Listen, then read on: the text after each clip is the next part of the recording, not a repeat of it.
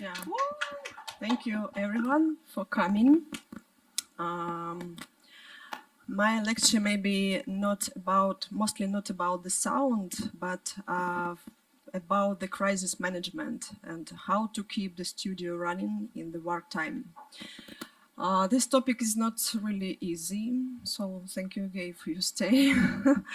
Maybe sometimes I will be a bit emotional, but just I hope you understand me. Okay, let's start. A couple words about me.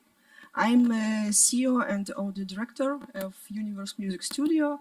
I operate the studio more than 10 years, and we provide game audio services to different game companies.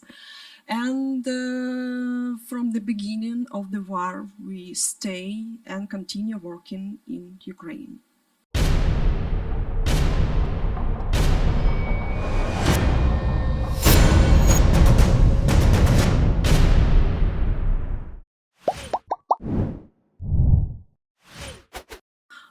Some prehistory. Earlier, I liked to read a lot about the World War II. And there was one book which I remembered the most. It was written by Edith Eva Eger, The Choice. Edith was the 16 years girl when she got to the Auschwitz concentrated camp. She survived there, and after the war, she became the famous psychologist. And in her book, she describes her story, and she shows how to translate, to transform the most horrible experience in something healing, in something helpful. And the main idea of this book: no one can avoid suffering in their life. But everyone has a choice how to get out of this situation, as a victim or as a survivor. And this idea was really helpful for me when the war starts in my country, because it's absolutely huge shock for everyone. And every Ukrainian asks himself, why it happens with me? Oh my God, why should I go through this? Yes, and all these questions, they don't have any answers, because world is unfair and reality never goes that we wish. And if we just ask why, it makes you more helpless. It's a position of the victim. It's a position of the passive. Yeah. But if we choose to be a survivor, this question changes. And it sounds like, what can I do right now? What can I help myself, my family, and my country? And the position of survivor makes me the power to be a fighter. Yes, and I'm still alive, so I can do something. It was the most important step and the most important decision which I made from the beginning of the war. Like many businesses and companies in Ukraine, we needed to adapt to the new reality, because we need a lot of challenges due to war, yes, and one of them is missile attacks, which take place almost every day. And as you see on these pictures, there are not absolutely safe places in Ukraine now. So for us, the top priority now is to be safe, is a safetyness, yes.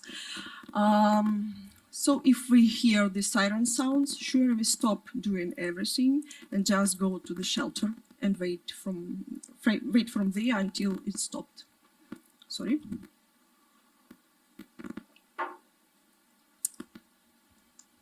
The second point which we use, it's remote work.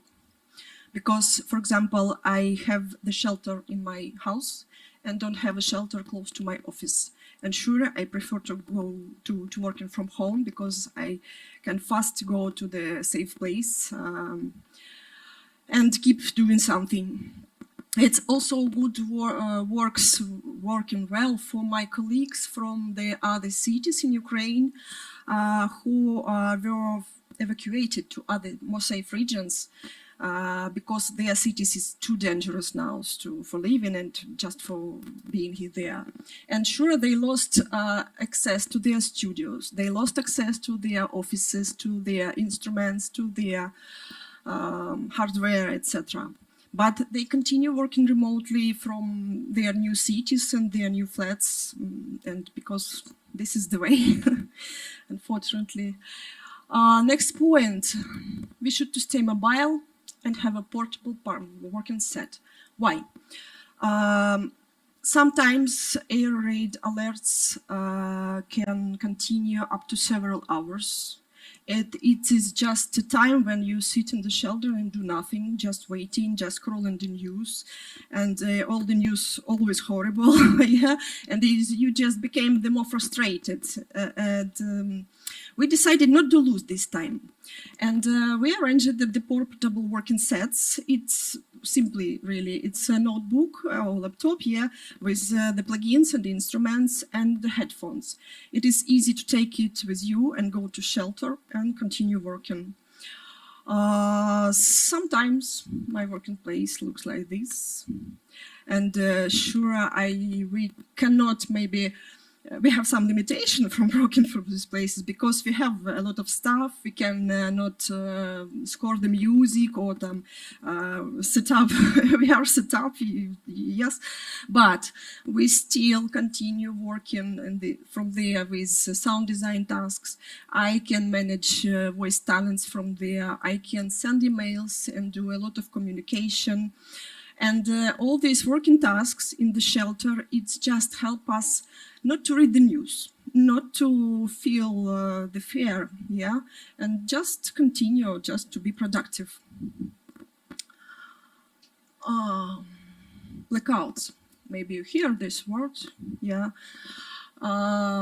It's another challenge which we meet during the war. This autumn and winter, Russia attacked with missiles most of the Ukrainian power plants, and most of them were destroyed or damaged hardly. And it caused the huge deficit of electricity in the whole country. This is a picture, it's a space view from Ukraine, from the satellite. I don't know, it's maybe some light, okay, but Ukraine here looks like the black hole, just a black point. What the blackout is? Just imagine for a moment your city or your town totally without electricity. You cannot work, you don't have an internet. You don't use your household devices like TV set, washing machines, maybe blenders, nothing. You don't have water, you don't have a heat in your houses because the equipment which pump water also doesn't work. The elevators don't work. The subway, the trams, the trolley buses, all city transports which need electricity. Or if you have a Tesla car, it's useless, absolutely. You don't use your credit cards or banking cards because nothing works, nothing banking system works. You even not to call your mom, your parents, or your kids because you doesn't have a signal in your smartphone, because equipment of mobile operators also require electricity. And you appears like in a total informational vacuum. You don't know what happens. You can call the first aid. You don't know how your closest one and this. For the first times, it looks like apocalypse, really. It can count several days. It was absolutely impossible to plan something, to do something, just wait. But later, our power engineers managed to repair some equipment and to restore the electricity supply partly. And they arrange the schedule of electricity breakdowns for every city and every street. It looks like this. It's a timetable, it's days, Sunday, Monday, etc., days of the week, and time during the day. And we could know when we can work, which periods of the day we have electricity and which period we don't. And these schedules allows us to plan our daily activity.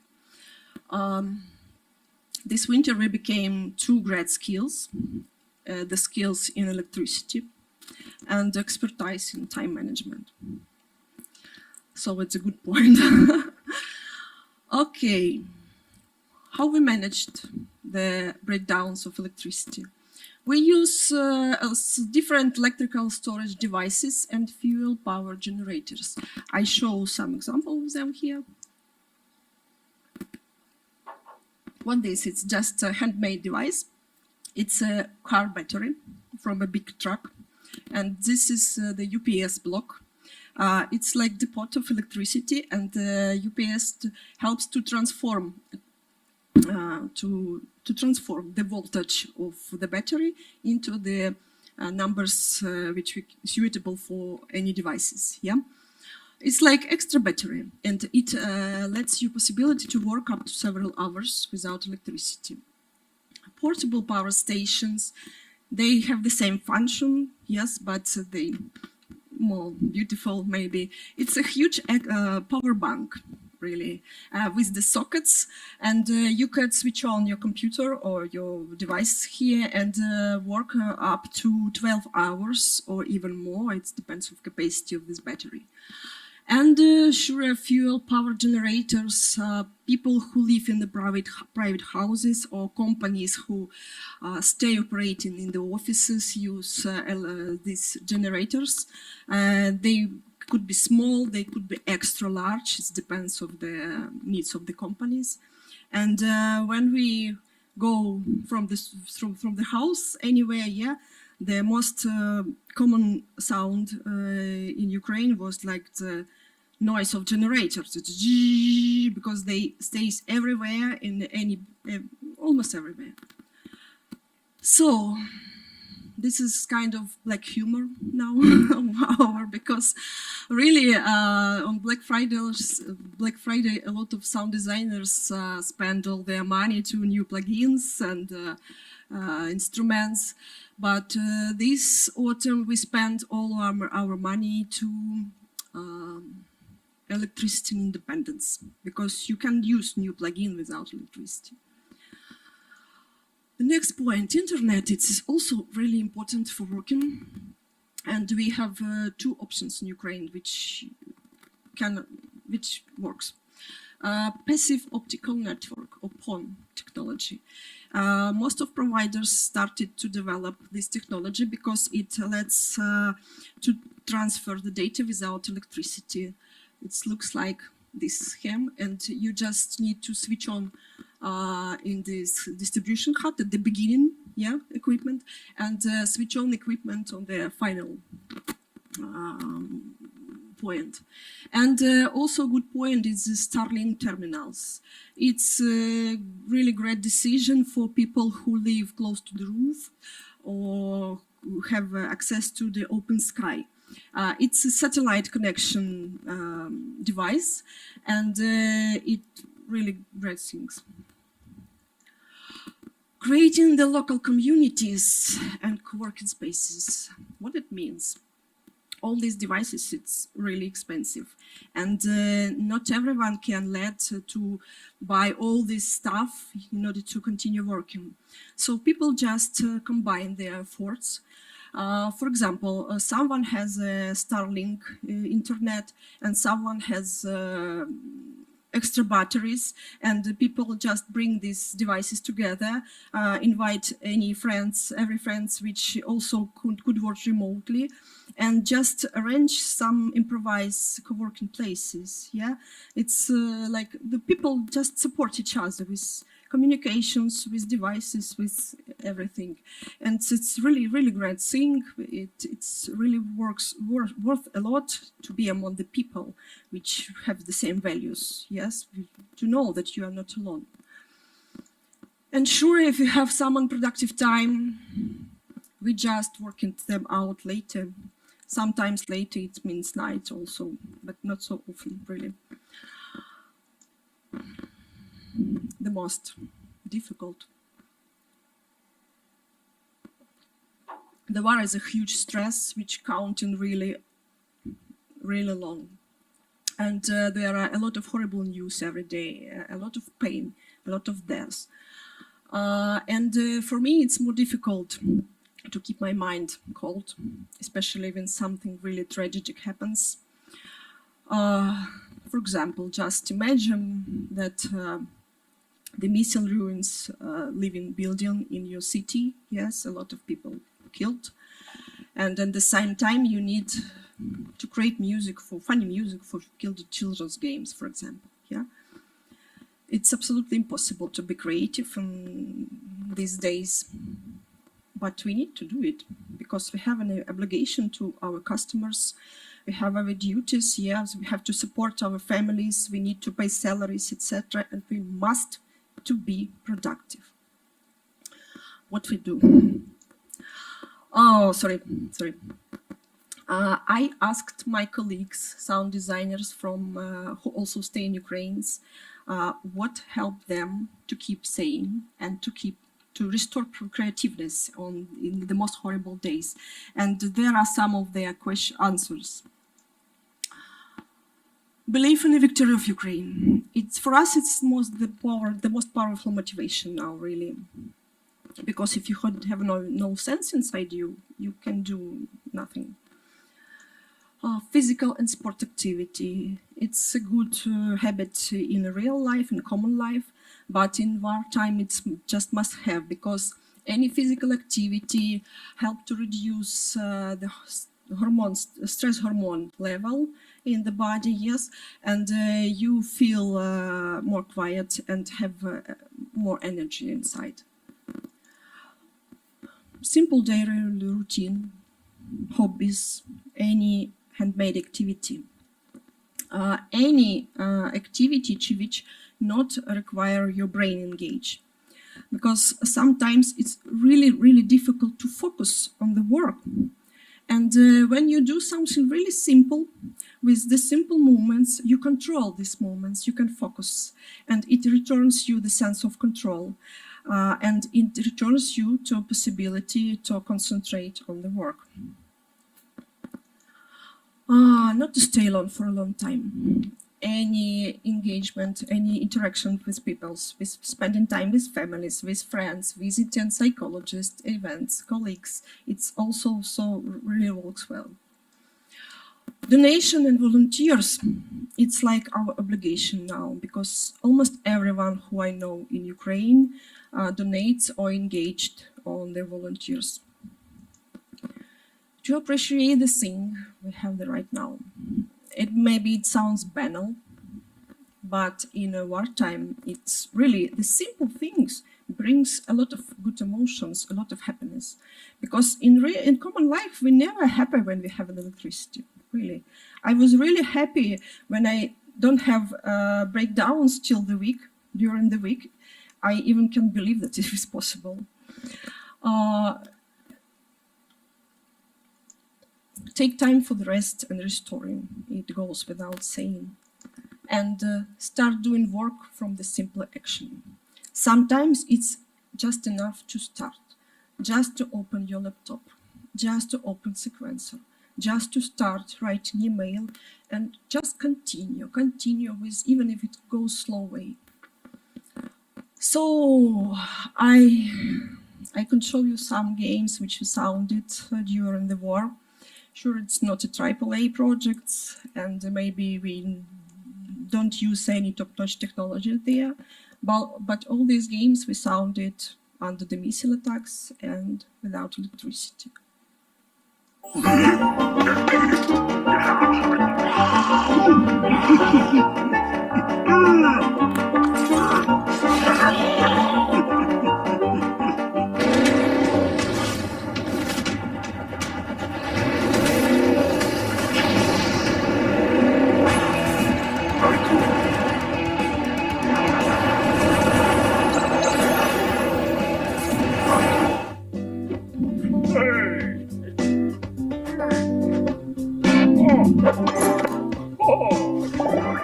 Alright, soldiers be Parties on soy, girl and boy.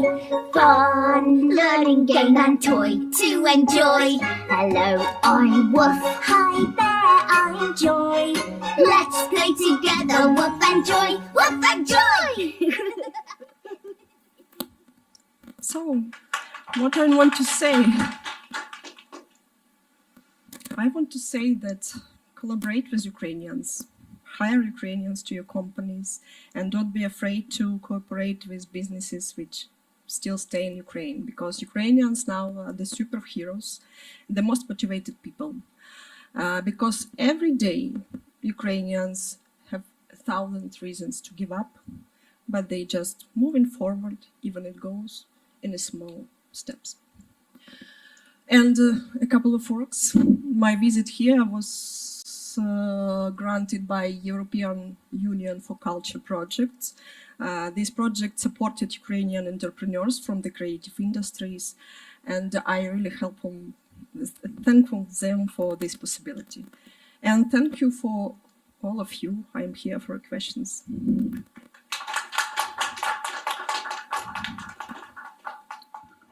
That was really powerful. Thank you so much. Thank you. Do you have any questions, guys? Yeah, it's not easy topic. Yeah, of I course. tell you. Yeah, that's right. So I have only one question, like technical based. You said that there are companies that work from offices and they have all those power supplies there. Do they have shelters inside their offices? Sure. Yeah. Uh-huh. Yeah. Those companies who have underground location, from underground store, for example, and they also just transform them to the co-working space with suitable seatings, with the food, with the water in the pot. We continue with possibility to work from there. And I know the companies who, and sure they use the generators, and I know the companies who believe that collaboration together better for them, for their team. But sure, the safety the first. Awesome, thank you. So let's give a round of applause to Irina. Thank you.